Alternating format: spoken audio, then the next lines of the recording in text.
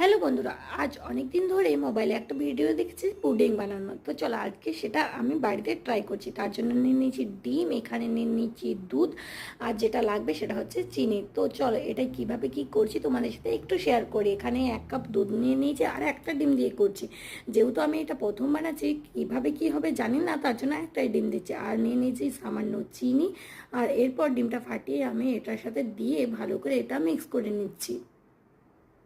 যে কোনো নতুন নতুন জিনিস আমাদের ট্রাই করতে তো ভালোই লাগে, তো সেটা হবে না হবে না সেটার জন্যই অনেক সময় করে ওঠা হয় না। তো আজকে ভাবলাম করব, এর জন্য এটা কেরামে মিলটা করে নিচ্ছি। তার জন্য দেখো এখানে চিনিটা দিয়ে দিয়েছি। তো চিনি দেওয়ার পর অল্প পরিমাণে জল দেওয়ার কথাতে আমি একটু বেশি জল দিয়ে দেওয়ার কারণে এটা আমার হয়নি। দেখো দেখিয়ে বুঝতেই পারছো পুরো সাদা হয়ে গেছে। তো চলো আমি আবার ট্রাই করছি। তার জন্য দেখো এবারে আমার ঠিকঠাকভাবে এটা হয়েছে। এখন দেখতে পাচ্ছ এর কালারটা ঠিক যেভাবে আমি মোবাইলে দেখেছিলাম ঠিক সেভাবেই হয়েছে। তো চলো এটা একটা পাত্রে আমি ভালো করে ঢেলে নিই, যেটাতে আমি ওই দুধের মিক্সটা দেব। এখানে ভালো করে আমার মেশানো হয়ে গেছে। এরপর আমি ওই দুধটা একটা ছাঁকনির সাহায্যে ভালো করে ছেঁকে ছেঁকে এর মধ্যে দিয়ে দেবো।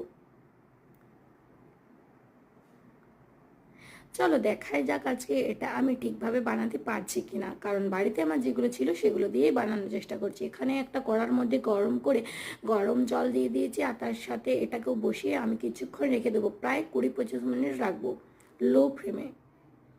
তারপরে চলো এটা দেখা যাক এখন কি হয়েছে। তো দেখো বন্ধুরা, এটা আমার একেবারে রেডি হয়ে গেছে। তো একেবারে রেডি হয়েছে নাকি সেটার জন্য আমার এখানে কিছু ছিল না, তার জন্য এই কাঁচিটা দিয়ে দেখছে। হ্যাঁ, এটা একটু একটু হয়েছে, আর একটুক্ষণ মনে হচ্ছে আমার দিলে ভালো হতো, তার জন্য আরেকবারটি আমি দিয়ে দেব।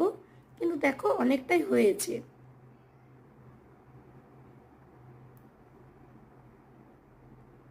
দেখো ফাইনালি আমার এটা বানানো হয়েছে। তো কেমন হলো অবশ্যই আমাকে কমেন্ট করে জানাবে। আজকের ভিডিওটি ভালো লাগলে লাইক কমেন্ট করো। টাটা বন্ধুরা।